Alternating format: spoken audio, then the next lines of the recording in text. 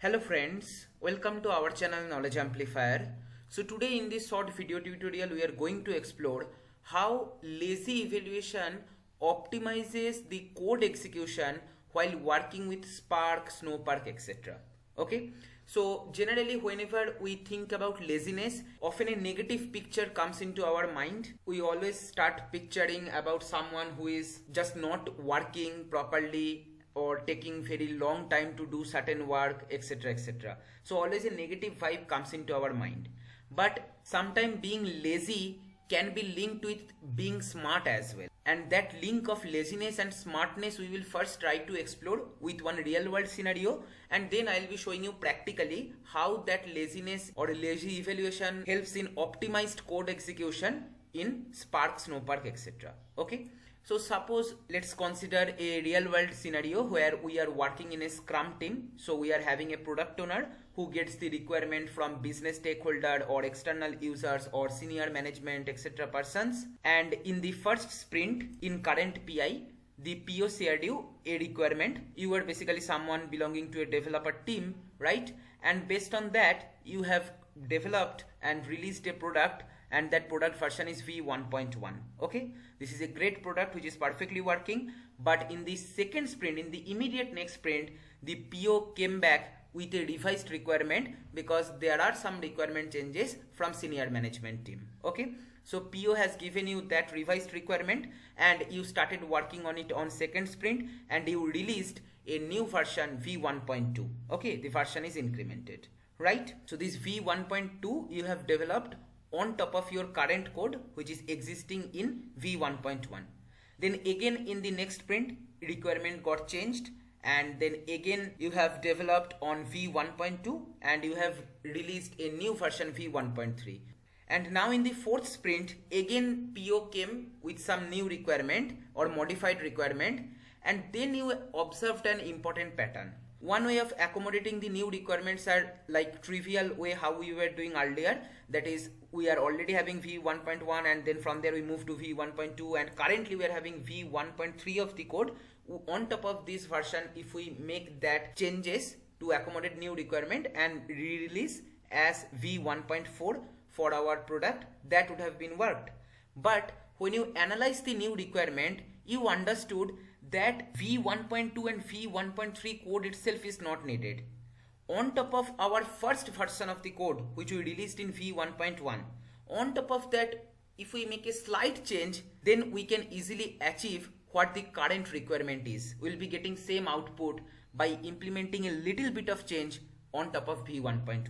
So there are two ways now. Either you follow the general pipeline that currently you are having v1.3 and on top of that you make some changes to get v1.4, or else you can directly have your v1.1 code from your version control system, that can be GitHub or Azure DevOps, etc, etc, and on top of that if you can make slight changes you can get the output expected as part of new requirement, and that is v1.4.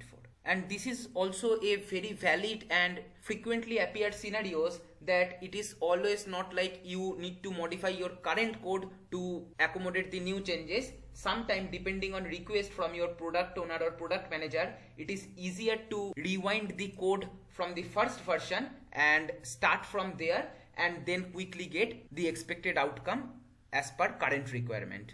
So now here try to observe the importance of laziness. If as a developer you would have already known that your product owner or product manager will be keep on changing request, and till v1.4 requirement if you would have waited, then directly from v1.1 you could get v1.4, and that time the efforts for developing and releasing the v1.2 and v1.3 would not have been needed, because in this process directly when we are getting v1.4 from v1.1, these particular efforts is getting wasted in a way, right? So here although you might think that we are working in a lazy manner, that we are waiting and not developing v1.2 and 1.3 just with the assumption that later requirements might change and we no need to execute v1.2 and v1.3, right? Although this is a lazy behavior, but there is a smartness associated with it. That is unnecessarily why I will work on these versions. correct? So although this is not a very realistic situation, but I hope you are getting it that sometime laziness can be linked with smartness also, right? Like in this case, directly from v1.1 we can get v1.4 without developing even v1.2 and 1.3. If we would have known earlier that my product manager or product owner can continuously bring new requirement or may change the requirement continuously, right? So in this case, laziness is helping you planning your work in a better way or bringing a bit of smartness in your work. So that same kind of concept is applicable while working with Spark or Snowpark, because they execute in a lazy manner. That is, until and unless some action is called, they don't execute each line of code or each transformation, right? So if you try to map this particular real world concept in this Spark or Snowpark world, you can understand like this way, that unnecessary transformations sometimes developers may write in the code which is not at all required to get the outcome for that specific action. That can be dot collect or dot show something, etc, etc, or maybe writing the data in some database or S3 location. So due to this lazy evaluation, Spark or Snowpark can plan in a better way that what all code I just need to execute to achieve the outcome of that specific action, and those alone they execute. They don't execute unnecessary transformations which is not at all required to get the outcome for that specific action. Okay, so that let me show you with a practical example. It will be much more clear to you. So here I am going to show you the demo with Snowpark, because it will be very easy for us to visualize what is happening in the backend, because Snowpark always convert the Python code to SQL query and we can observe in query history what's going on. So for this demo, here I am having a table: employee ID, employee name, department, course ID, then course name, how much percentage of the course the employee has completed, and what is the last update time, etc. Okay, a very simple data containing dummy values. Okay, and now here I'll be switching to my Snowpark notebook, and here what I am doing first, I am importing some required modules. So I will execute this one, and meanwhile I will keep my query tab also open. So in monitoring section, query history is there. So here my first cell got executed, and then here what I am doing, I am basically reading my table, right? demodb.public.employees course progress, this same table. Okay, and then here I am directly executing df.collect to view the data, and then here total execution time, end time minus start time, that I am printing here. Maybe here I can use print df.collect to print the data also. And if I go to my query history currently, here you can see that our notebook execution started. So last SQL text or query what we have executed is execute notebook, right? And now here what I'll do, I will basically run this specific cell, and here it has basically printed the collect output, that is row objects as a list, right? So that is printed, and total time of execution is this much, nothing rocket science. And suppose this is our first version of the code, basically v1.1, right? And if you check the query history, what's going on here, if you refresh, here you will see that if I scroll little right, here currently it is 8:24 AM. At 8:23 AM this query got executed, which is nothing but select star from this specific table. And that's what ultimately we are doing. We are reading the table and then doing df.collect. So that means in the backend only select star command need to get executed. That is this specific thing, right? I hope up to this it is fine. And now maybe your product owner came back with a requirement that 2 new columns need to be added. Using df.with column, we are just adding a new column is complete, whether the course is completed or not. And how we are calculating that? So here we are having a column called completion percentage. If the completion percentage is 100, that means the course is completed. Okay, so is complete, and I am applying a when clause. When completion percentage is greater than equal to 100, ideally it will never be greater than 100, but just for demo purpose I have written it, let true, otherwise false. Okay, so is complete will be nothing but a boolean data type. And then another column we are adding update by script date time dot now. Okay, and then we are executing df.collect. So let me run this code, and here total time for execution is 00.28. Earlier was 00.67, I think, because we have not added print statement here. Ideally this particular code should be taking more time than previous one. So I'll run this one, and here total time for execution is 00.3097. Maybe due to cache functionality it is taking little less time, because earlier also it got executed, but that is not the point. The point here is, if you go back to query history and if you see what query got executed, if you just refresh, here you will see this kind of query got executed. Select employee ID, employee name, department, course ID, course name, and then completion percentage, last update, etc. And then here our newly derived columns, that is, if completion percentage is greater than 100, then true, else false, right? And then it is having one more column called timestamp.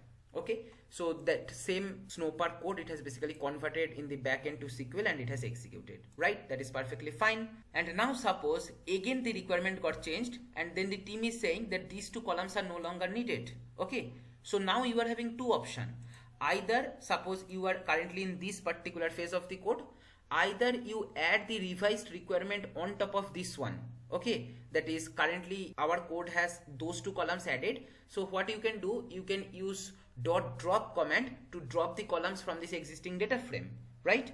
Or else you could go back to the initial version of the code, because in that code those two columns were not there, right? So now let's see the importance of lazy evaluation. Even if we add drop command on top of v1.3, Spark or Snowpark will behave like we are currently in v1.1, because that time the addition of columns does not make sense. So we'll observe what is happening there. Okay, so in the new requirement, what we have done, in our current code already these two columns are added, but as part of new requirement those two are not needed. So you just follow a trivial normal approach, that on top of your current code only you are adding these two drop commands. Okay, that is to drop these columns, and then you are executing df.collect. Okay, so here I can again add print df.collect, not a problem, to have same kind of transformation, and then we are calculating the total time taken. Okay, so if you observe this particular code, this specific code block is not making any sense to have, because initially itself in our first version of the code we were just reading and writing the table. That same functionality now we are doing. We are reading the table and unnecessarily we are adding some columns, then dropping some columns, and then executing df.collect. That is nothing but meaning that we are reading the table and writing the table, right? But we'll see how, due to lazy evaluation, Spark is computing this intelligently. So I'll go to query history and I will refresh. So my last query execution was at 8:26 AM and currently it is 8:29 AM. So I will execute this code block and it is done. And now if we go back to query history, here if we refresh, last execution was at 8:26 AM, and due to our new cell execution at 8:29 AM, one new row got added. And if you see this code, observe carefully what it is doing. It is just reading the required columns from our table. Okay, so this is happening because of the lazy evaluation. Otherwise, if we would have followed the normal approach, how it will be executed, that it will add the two columns first and then try to drop it, right? Addition of two columns already earlier we have seen that using this case statement it was adding earlier, right? But this time when we have dropped that newly created columns, you see Spark or Snowpark is behaving like we are executing the first version of the code. That addition of columns, drop columns, those unnecessary steps, it is directly avoiding. And that's the beauty of lazy evaluation. Lazy evaluation basically in a way helps you to plan in better manner. So for example, if you would not have executed in a lazy manner, suppose each time the code would have been actually executed, then what would have happened? First it will read the data from the table and then it will execute these two commands to have the new columns. Then it will again drop those two columns unnecessarily and then execute df.collect to show you the data, right? That is not a very great situation because these two parts of the code are not needed. And if we would have executed line by line, then surely that will be resulting to unnecessary execution of the code. But because Spark is waiting until and unless some action is called, right? And as soon as action is called, what it will do, it will intelligently scan that what part of the code is actually needed to get the result of that specific action, and whatever part is not needed, although they are sitting in the code, Spark is avoiding or Snowpark is avoiding those, right? That's the beauty of lazy evaluation. And ideally, you know what would have happened, like the first block of the code should be taking least amount of time, and then second block of the code, that is our version v2 of the code, should be taking highest amount of time because we are doing additional columns. and the third part of the code should be taking intermediate time, because although the code length is more, but Spark will not be executing that code.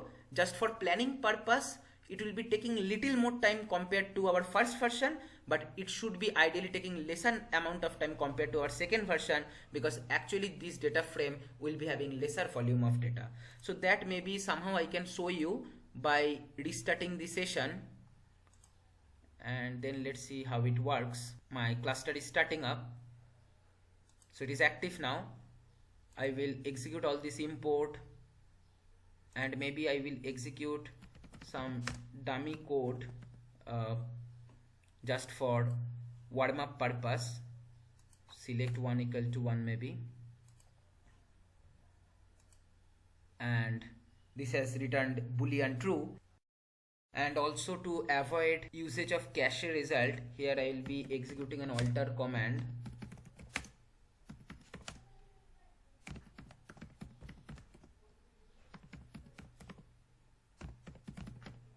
So I don't want to use cached result in this particular session. And statement executed successfully, and now I will execute my first version of the code, which has taken here 0.14, and now I'll execute my second version of the code. Here you can see that it has taken much more time compared to the first version of the code, because first version is only reading the data, but second version is reading the data and then applying this transformation. These are important, right? And now I will go to the third version of the code execution, and here you see the beauty. Third version of the code is taking only 0.18295 seconds, right?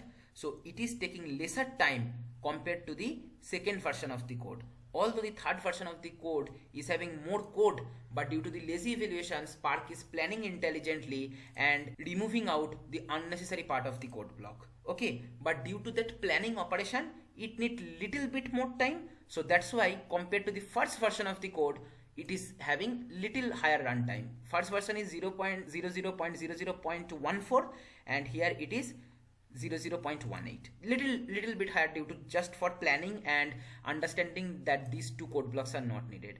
But the second version of the code, there, because this code actually need to be getting executed for this outcome of this collect operation, that's why it is taking higher time, right? So overall, I hope you understood that due to executing the code in a lazy manner, unnecessary code the Snowpark or Spark can avoid, and that's the advantage here. Laziness is not having any negative vibe or is not doing some negative things, but here laziness is associated with smartness.